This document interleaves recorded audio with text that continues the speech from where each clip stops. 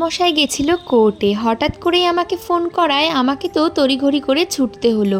কেন ছুটতে হলো তোমাদের সঙ্গে সবটাই শেয়ার করব আজকের ভিডিও, সাথে তোমাদের করা বিভিন্ন প্রশ্নের উত্তর থাকবে আজকের ভিডিওতে। হ্যালো এভরিওয়ান, আমি বর্ষা। আমার একটা ছোট্ট নতুন ব্লগে তোমাদের সকলকে অনেক ওয়েলকাম আর অনেক ভালোবাসা। তোমরা সকলে কেমন আছো? আশা করছি বেশ ভালো আছো। তোমাদের মনে এবার প্রশ্ন হতে পারে এত সকালেই আমি গাড়িতে কেন? তখন সময় সকাল 11টা। আমি বাড়ি থেকে বেরিয়েছিলাম অনেকটা ভোর, আর 11টার মধ্যে আমার কাজও মিটে গেছে, তাই আমি ফিরছি। আজ আমি একাই আছি, বরমশাই এখন আমার সঙ্গে নেই, কারণ বরমশাই গেছে কোর্ট। তো তোমাদের সঙ্গে আজকে সবটাই শেয়ার করবো এই ব্লগের মাধ্যমে। আর জানো তো আজকে তো আমি অনেকটাই ভোরে বেরিয়েছি বাড়ি থেকে, তাই আমি কোনো রান্নাও করে আসতে পারিনি, তাই আমাকে বাড়িতে গিয়েই রান্না বান্নাটা করতে হবে। আমরা অনেকেই আমাকে প্রশ্ন করেছে, দিদি ভাই তুমি কেন মাঝে মধ্যে দুই হাতের পলা এক হাতেই পরো? মানে অনেকে সবাই এটা দুই হাতে দুটো রকম পলা পরে, মানে একই পলা দুই হাতে পরে, তবে আমি মাঝে মধ্যে এক হাতেই কেন দুটো পলা পরি সেটা তোমরা অনেকেই প্রশ্ন করেছো। সেই সমস্ত উত্তর নিয়েই আজকে চলে এসেছি তোমাদের সঙ্গে একটা ব্লগ ভিডিও শেয়ার করতে।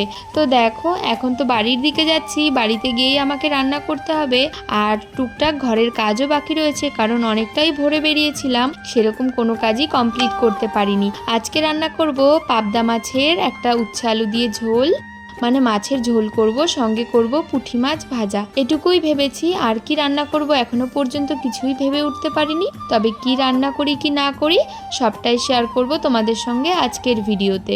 তো দেখো পাবদা মাছ তো খেতে মনে হয় তোমরা অনেকেই পছন্দ করো, আমি আর আমার বড় কিন্তু বেশ পছন্দ করি। জানো বিয়ের আগে আমি তো কোনো রান্না বান্নাই করতাম না, আর বিয়ের পর আমি যখন প্রথম পাবদা মাছ রান্না করেছিলাম, এই পাবদা মাছ ছুটে এসে আমার হাতে তো পুরো তেল চিটে দাগ হয়ে গেছিল।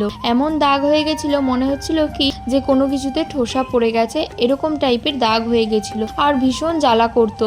আর তখন তো নতুন নতুন রান্না শিখছি, তাই খুব ইচ্ছা হতো বরকে নিত্য নতুন রান্না করে খাওয়াতে, কিন্তু খুব সমস্যায় পড়ে গেছিলাম, কারণ আমি জানতাম না যে কোন মাছে কি হয়। তো পাবদা মাছ শিঙি মাছ রান্না করতে গিয়ে এরকম হয়। তারপরে মায়ের কাছ থেকেও জানতে পারি যে এই রকম টাইপের মাছগুলোতে খুব তেল ছেটে, তাই জন্য আমি অনেক সময়তে একটু কাঁচা সরষের তেল মাখিয়ে নিই, আবার অনেক সময়তে ঢেকে ঢেকেই রান্না করি। আর তোমরা অনেকে জিজ্ঞাসা করেছো উচ্ছে আলু দিয়ে মাছের ঝোল রান্না করলে তেতো লাগে কিনা। একদম তেতো লাগে না, আর খেতে ভীষণ ভালো লাগে। আজ আবার বর আবদার করেছে একটু আলু ভাজাও বানিও, আমি বললাম যে ঠিক আছে বানাবো।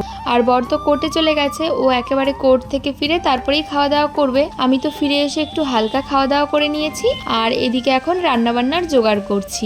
তো আজকে তো কি রান্না হবে তোমরা দেখতেই পাচ্ছ, উচ্ছে আলু দিয়ে মাছের ঝোল হবে, সঙ্গে হবে পাবদা মাছ, আর হবে আলু ভাজা আর পুঁটি মাছ ভাজা। তো চলো এবার তোমাদের প্রশ্নের উত্তরটা আগে দিয়ে নিই। আমি দু হাতে পলা পরি না, আমি এক হাতেই পলা পরি, কখনো কখনো দুটো, আবার কখনো কখনো দুই হাতেই দুটো পলা পরি। তো তোমরা যখন ভিডিওতে দেখো যে আমি এক হাতে দুটো পলা পরে রয়েছি, তার উত্তরটা আগে তোমাদেরকে দিই। আমার না রান্নার ক্ষেত্রে হাতে শাখা পলা দুটোই পরে থাকলে রান্না বান্না করতে ভীষণ অসুবিধা হয়, সেক্ষেত্রে আমি আমার সুবিধার্থে আমি এক হাতেই দুটো পলা পরে রাখি। তো আশা করি তোমরা তোমাদের উত্তরটা পেয়ে গেছো, আর না হলে অন্যান্য সময়তে দুই হাতেই দুটো পলা পরি। তো আশা করছি তোমরা তোমাদের প্রশ্নের উত্তর পেয়ে গেছো। এদিকে তো তোমাদের সঙ্গে গল্প করতে করতে পাবদা মাছ ভাজা হয়ে গেছে, পুঁটি মাছও একবার ভাজা হয়ে গেছে, এরপর আমি বাকি পুঁটি মাছটা ভেজে নিলাম। তো চলো আমি আজ উচ্ছে আলু দিয়ে মাছের ঝোল কিভাবে রান্না করি, আর কিভাবে রান্না করলে একটুও তেতো হয় না, সবটা তোমাদের সঙ্গে আজকে শেয়ার করব। দেখো ফার্স্টে তো আমি আলুটা ভেজে নিয়েছি, আর এরপর কিন্তু আমি এরই সঙ্গে উচ্ছেটাও সুন্দরভাবে ভেজে নিচ্ছি। আসলে কি বলো তো, তোমরা যদি তেতো খাও তাহলে সেটা না তোমাদের শরীরের জন্য অনেক উপকারী হবে। আর এই তরকারিটা সবসময়তে দুই সম্বরাতে রান্না করতে হয়, মানে একবার ঝোলটা ফুটে আসলে দেন তারপর আবার কড়াইতে তেল দিয়ে একটু সরষে আর শুকনো লঙ্কা ফোড়ন দিয়ে মাছের ঝোলটা যদি তোমরা রান্না করো তাহলে খেতে ভীষণ ভালো হয়। আর যদি তোমরা মনে করো অতিরিক্ত তেতো খেতে পারছো না, সেক্ষেত্রে তোমরা উচ্ছেটা একটু লবণ দিয়ে চটকে নেবে, তাহলে উচ্ছের যে অতিরিক্ত তেতো ভাবটা থাকে সেটা কিন্তু বেরিয়ে যায়। কিন্তু আমরা যেহেতু দুজনেই তেতো খেতে ভীষণ পছন্দ করি, আর তেতো খেতে আমাদের কোনো অসুবিধা হয় না, তাই আমরা একেবারেই সামান্য লবণ দিই। আর এদিকে তো দেখতেই পারছো দুপুরের রান্না তো হয়েই গেছে। এখানে রয়েছে সাদা ভাত, এখানে রয়েছে পুঁটি মাছ ভাজা, সঙ্গে রয়েছে মাছের ঝোল, আর এখানে রয়েছে আলু ভাজা। তো রান্নাগুলো ঠিক কীরকম হয়েছে তোমরা কিন্তু অবশ্যই আমাকে কমেন্টে জানাতে একদম ভুলে যেও না। আর রান্না তো শেষ না হতে হতেই বর আমাকে ফোন করে বলল, তোমার কি রান্না হয়েছে? আমি তো এখনই স্টেশনে নামবো। আমি বললাম, হ্যাঁ আমার রান্না হয়ে গেছে, আমি এক্ষুনি বেরোচ্ছি। তারপর তাড়াতাড়ি করে রেডি হয়ে চলে গেলাম বরকে আনতে। আসলে আজকে তো বরমশাই ট্রেনে করে গেছে, তোমাদেরকে ফার্স্টেই বললাম। আর ও আজ এতটাই ব্যস্ত ছিল, আর আমিও যেহেতু সকালবেলাতে বাড়িতে ছিলাম না, তাই কিন্তু ওকে ছাতাটা আমি গুছিয়ে দিতেই পারিনি। তাই ওকে ভিজে ভিজে বাড়িতে আসবে বলো? তাই জন্যই কিন্তু আমি বরমশাইকে আনতে চলে আসলাম স্টেশনে। আর সত্যি বলতে খুব ভালো লাগছিল আজকে বরমশাইকে স্টেশনে আনতে এসে। এইরকমটা তো হয় না বললেই চলে, তাই আজ কিন্তু একেবারেই অন্যরকম অনুভূতি লাগছিল। এদিকে ভাবছিলাম কখন ট্রেনটা আসবে আর কখন বরমশাই আসবে। তবে আনন্দের বিষয় কি জানো তো, আমি তো স্টেশনে যেতেই বেশিক্ষণ সময় না হতেই বরমশাই চলে এসেছিল। আর আমাদের স্টেশনেই না রয়েছে একটা খুব সুন্দর বড় ঠাকুরের মন্দির। তো এই মন্দিরের এখান দিয়ে আশেপাশ দিয়েই কিন্তু সমস্ত সবজির দোকানগুলো বসে। এদিকে এসে 2 মিনিট দাঁড়াতে না দাঁড়াতেই তো ট্রেন চলেই এসছে স্টেশনে, সেটা তো তোমরা দেখতেই পাচ্ছ। আর ট্রেনটা স্টেশনে ঢোকার সাথে সাথেই আমি তো শুধু ভাবছিলাম কোন ট্রেনে বরমশাই রয়েছে, মানে কোন বগিতে রয়েছে। তো তারপর কিছুতেই তো দেখতে পাচ্ছিলাম না। তারপর একটু অপেক্ষা করার পরই দেখলাম বরমশাই আসছে ওদিক থেকে হেঁটে। তো তোমরাও তো দেখতে পারবে। আর সত্যি করে বলো তো, তোমরা কি তোমাদের প্রিয় মানুষের জন্য কখনো স্টেশনে এরকম অপেক্ষা করেছো? হয়তো করেছো, কিন্তু আমি এই প্রথম অপেক্ষা করছি। দেখো এদিকে তো আমার বরমশাই চলেও এসছে, আর ও আজ অনেকটা সকালে বেরিয়েছে। আমি বললাম তুমি একটু তাড়াতাড়ি করে হেঁটে চলে যাও। আর রাস্তায় যেহেতু কাদা ছিল, বর্ষাকাল, তাই জন্য আমি বললাম আমি একটু ধীরে সুস্থেই যাচ্ছি। আর তার মধ্যে আমাকে একটু মুদি বাজারেও যেতে হবে, মানে একটু মুদিখানার দোকানে, সেখান থেকে একটু আটা নিতে হবে। তো সেই কাজটাও একেবারে আমি কমপ্লিট করে নিলাম।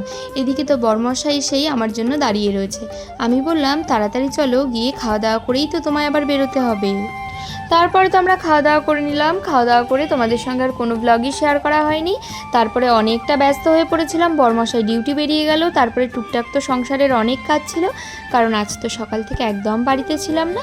তাই সংসারের সমস্ত কাজবাজ কমপ্লিট করলাম, সব কিছু গুছিয়ে রাখলাম। তারপরে 3 কেজি আটা নিয়ে এসেছি জানো তো। আর আমার এই বয়ামটাতে তো 3 কেজি আটা ধরবে না, এ তো আমি আগেই জানতে পেরেছিলাম। তাই জন্য ধীরে সুস্থে অল্প স্বল্প করে কিন্তু আমি আটাটা বয়ামের মধ্যে ভরে নিলাম। এরপর এখন আবার আমাকে আটা মাখতে হবে, রুটি বানাতে হবে।